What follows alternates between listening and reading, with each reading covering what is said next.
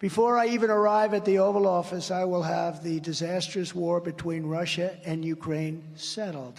It will be settled quickly.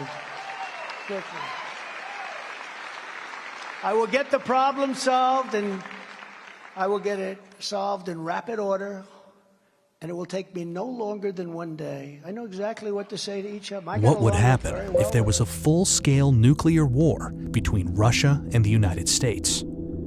Based on non-classified data, the aftermath might go something like this. When one side launches nuclear missiles, the other side detects them and fires back before impact.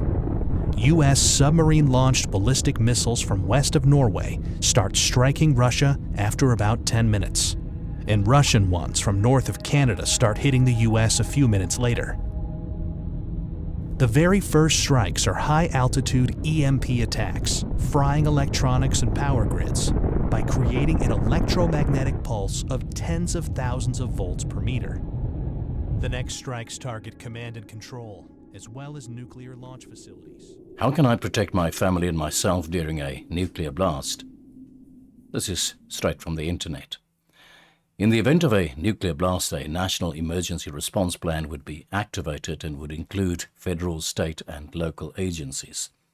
Following are some steps recommended by the World Health Organization if a nuclear blast occurs. If you are near the blast when it occurs, 1. Turn away and close and cover your eyes to prevent damage to your sight. 2. Drop to the ground, face down, and place your hands under your body. Recommendation number 3. Remain flat until the heat and 2 shock waves have passed. Welcome to talkUBUNTU.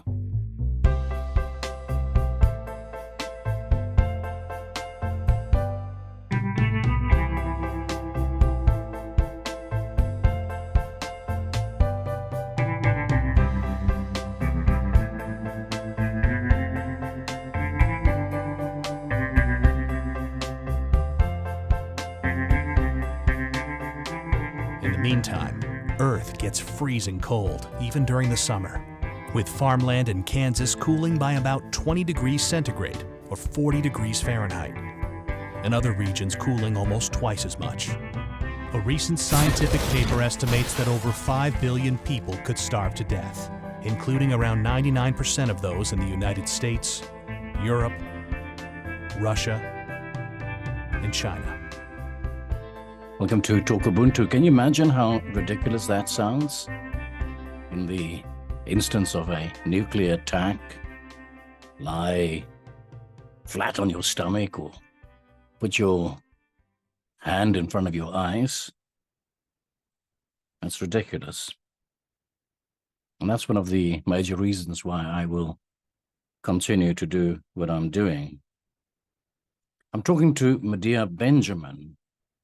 Medea Benjamin is the co-founder of the woman-led peace group Code Pink. She's also co-founder of the human rights group Global Exchange, the Peace in Ukraine Coalition, and Unfreeze Afghanistan. She's also engaged with the Alliance for Cuba Engagement and Respect and the Nobel Peace Prize for Cuban Doctors campaign. Medea has been an advocate for social justice for the last 50 years. She's been described as one of America's most committed and most effective fighters for human rights by New York Newsday, and one of the high-profile leaders of the peace movement. She's been one of 1,000 exemplary women from 140 countries nominated to receive the Nobel Peace Prize on behalf of the millions of women who do the essential work of peace worldwide. Welcome to the program. War in Ukraine, Making Sense of a Senseless Conflict. It's the title of your book. Why do you say this is a senseless war? And I suppose the second part of that question would be, could this war have been avoided? Well, I suppose at one level we can say that all wars are senseless and all wars could have been avoided. But we're talking about this particular war that was a war foretold. It was a war that decades ago, back in early 1990s, there was already talk about how if NATO expands, that will lead to a conflict with Russia.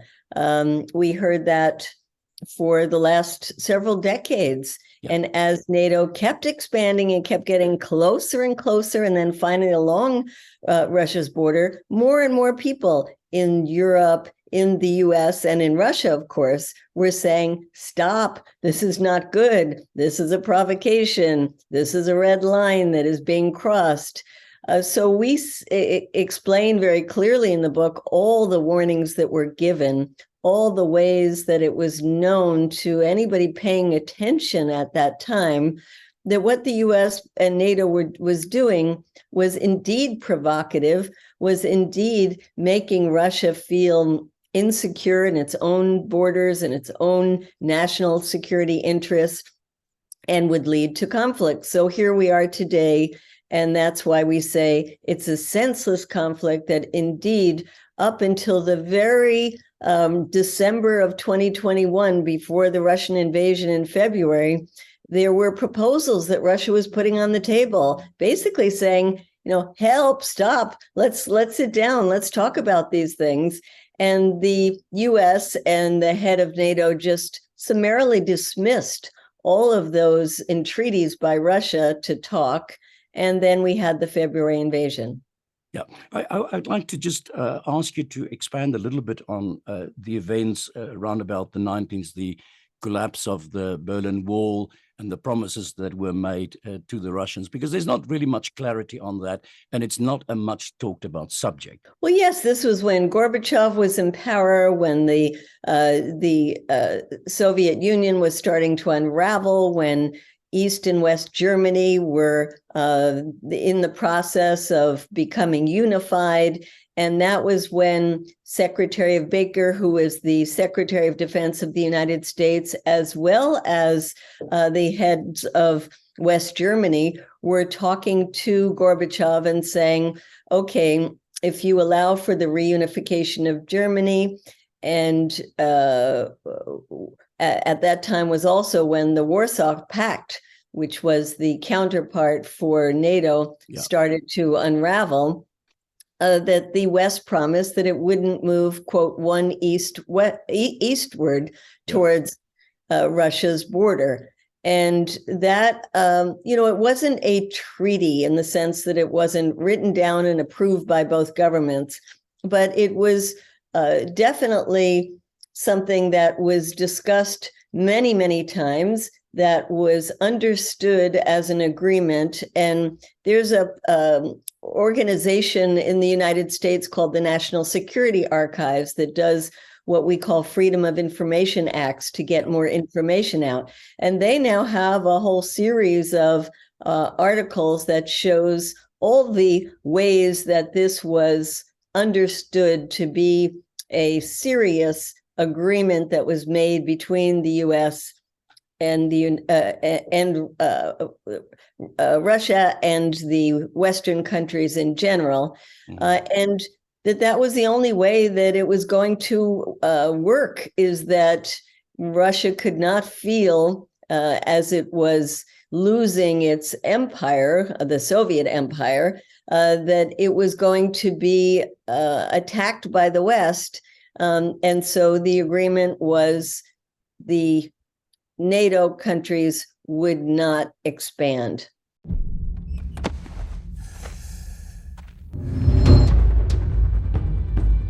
We are NATO. That was the promise, though not formalized in a treaty but well documented.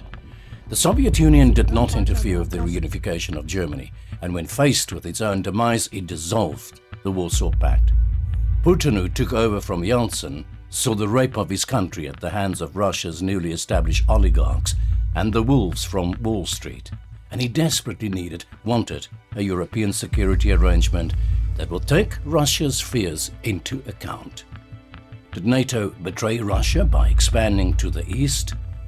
After the end of the Cold War, the alliance added 15 more members from 1999 to 2023, and all but ignored Putin's pleas for the establishment of a security mechanism for Europe that will take Russia's concerns, in fact their fears, into account. The 2014 coup d'etat led by Victoria Nuland and her friends, and the failure to implement the Minsk agreement, finally broke the camel's back.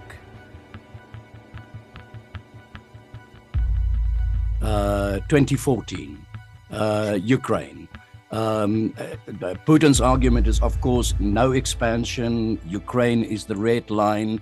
But before we get to that, what happened in 2014? That was an uprising against a government that was elected and indeed was a corrupt government, Viktor Yanukovych, but it was a government that was pro-Russia, but also pro-Western. It's interesting because he's portrayed as being pro-Russian, but really he was somebody who wanted to see economic agreements signed between both the European Union and with Russia.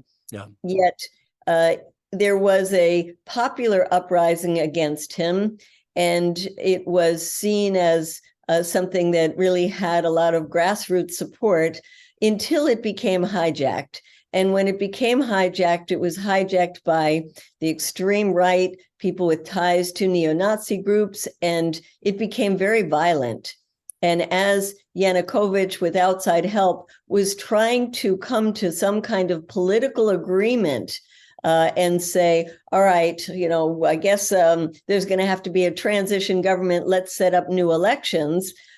This very violent group refused to agree to that and instead stormed the parliament and demanded that Yanukovych leave immediately, and that in his place, then that's where the United States role came in, because it was the U.S. that handpicked who would be the next leader of Ukraine. So that would be great, I think, to help glue this thing and have the UN help glue it. And, the EU. No, exactly. And I think we've got to do something to make it stick together, because you can be pretty sure that if it does start to gain altitude, the Russians will be working behind the scenes to try to torpedo it. Well, yes, it's so great that this telephone call became public information, because we would have never known the extent of U.S. involvement until maybe decades from now, when we were able to get the internal documents. But here we have this phone call that just lays it out in such incredible hubris of her saying how we were going to, she didn't use the word disregard the EU. She used a little more of an expletive for that. And instead, it was going to be the US that decided exactly who is going to come in what positions they would come in.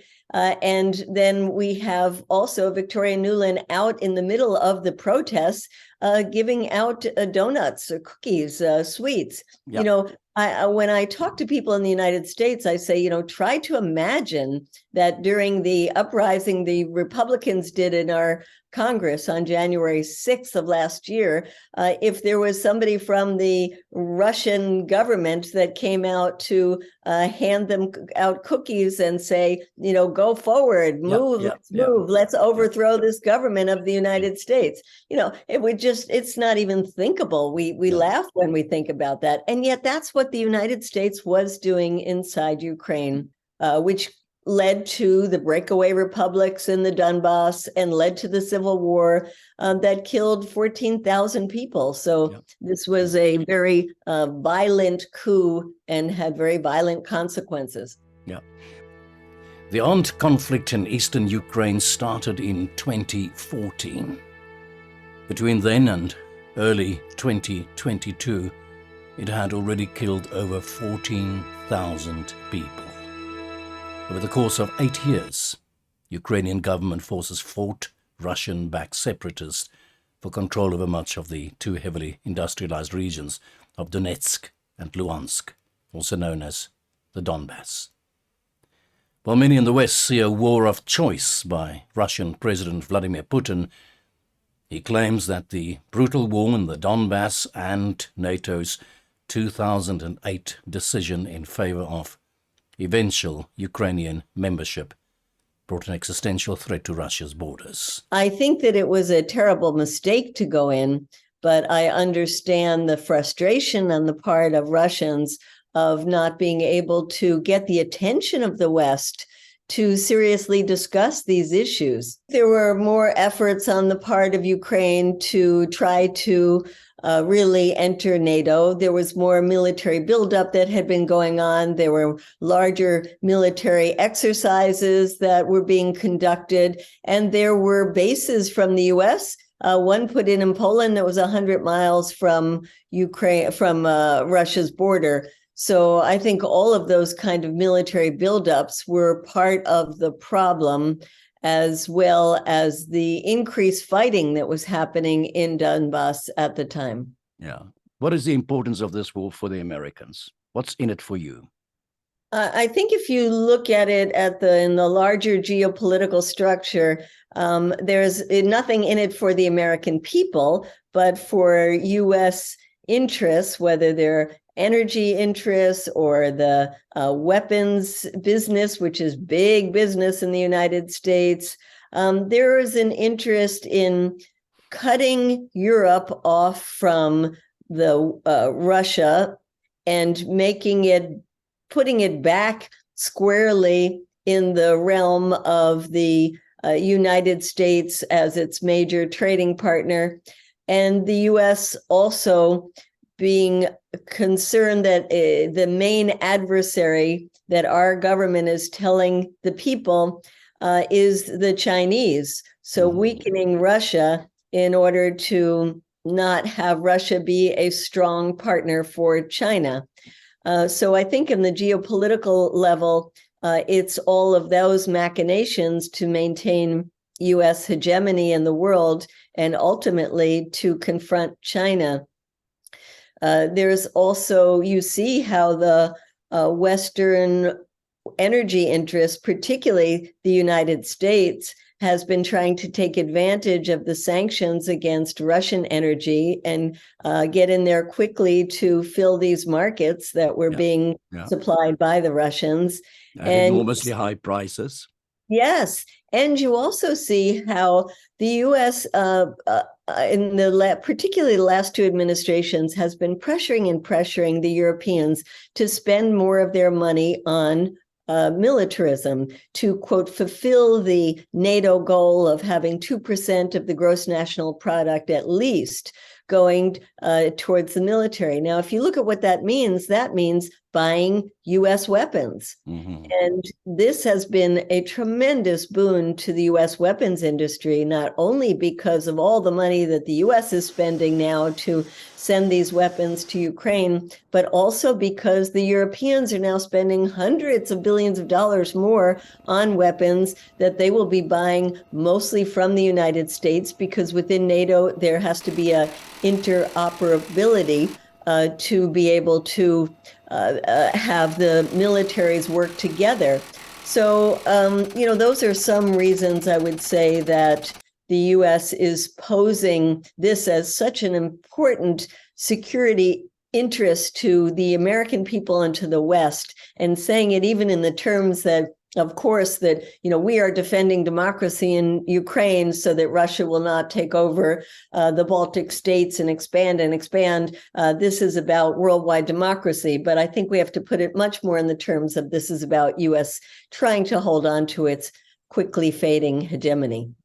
This is not only a war fought with blood, sweat, and tears, but it's also a massive propaganda war. I think on both sides, you have to recognize that Putin has staged his reputation on that. He's not going to pick up his troops and go home and say, "Oh, sorry, we lost that one." And Zelensky has now taken a maximalist position, saying we want every inch of Ukraine back.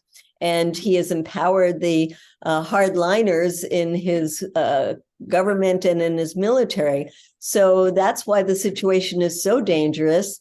And that's why it will not end on the battlefield, because neither side will give in. And it will only go on and perhaps extend to a nuclear war or a third world war.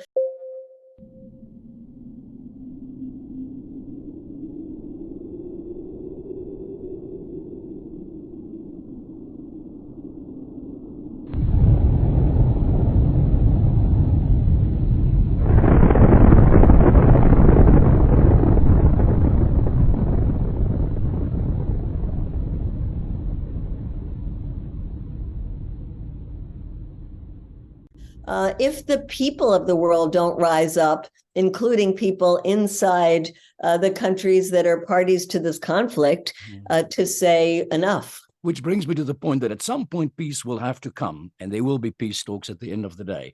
Now, I know once again it's very, very difficult for you perhaps to give me an answer to this, but what does peace look like? Well, it's many of these were outlined in the talks that Ukraine and Russia were having in late March and early April. Mm-hmm. And the big one is that Ukraine would agree to be a neutral country, which is absolutely necessary, and that there would be guarantees from strong international countries that they would come in to support Ukraine if indeed they were invaded again, that Russian troops would leave, that there would be an internationally monitored referendum in the Donbass to decide whether Donbass would indeed continue to be a part of Ukraine, but autonomous, whether it would be independent or whether it would be part of Russia.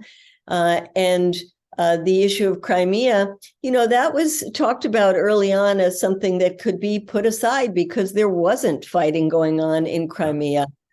Because it does have such a long history of being part of Russia, that eventually there could be internationally monitored referenda there as well, but that didn't have to be dealt with immediately. And then I think that there are issues that the US/West and Russia have to talk about, which includes Russia's legitimate security interests, the bases that are surrounding Russia, the 5 European countries that have U.S. nuclear and missiles there, and the arms treaties that have been negotiated, but Trump had pulled out of between the U.S. and Russia. And then there are the sanctions that really only the U.S. and the Western countries can lift as part of negotiations. So I think the negotiations have to happen on those two levels, directly between Russia and Ukraine, and then separately between Russia and the U.S. and NATO.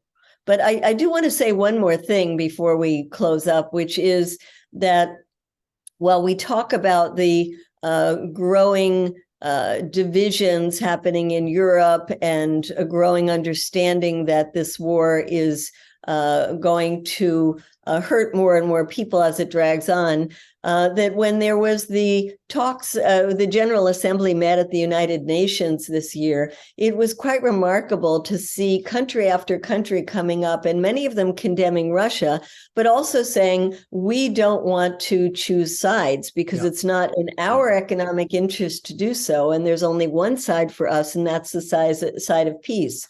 And so whether it was coming from South Africa or China or India or Brazil, large countries, significant economies, all of them saying, you all better figure out a way to sit down at the table and solve this problem. I think there is that global cry, because unlike other wars that are confined to one country, this war is really affecting the world economy, global inflation, looming global recession, and that the people of the world are really demanding a negotiation and ceasefire rather than an endless war. That was Medea Benjamin, the co-founder of Code Pink. I have genuinely got a great deal of respect for this woman. She's been at it for the last 30 or 40 years, fighting for peace, fighting for a better world. Tremendous. And you've seen her getting bashed up in all sorts of places. Great woman. Thank you very much, Medea, for talking to me. I guess ultimately, the most important thing to say is that we know, I know it, you know it, that ultimately this war in Ukraine will have to come to an end. And ultimately, we will have to go to the peace table. So I guess the answer really is the sooner, the better we do that. Thank you very much for listening. And before I go, I've been told by my colleague that I have to ask you, please, to subscribe to this channel. We're new at it, and we need support. We need your subscription. So do me a favor, hit that button, just like that. and subscribe to this channel. And we'll do our best to bring you an independent, hopefully objective vision. Thank you very much.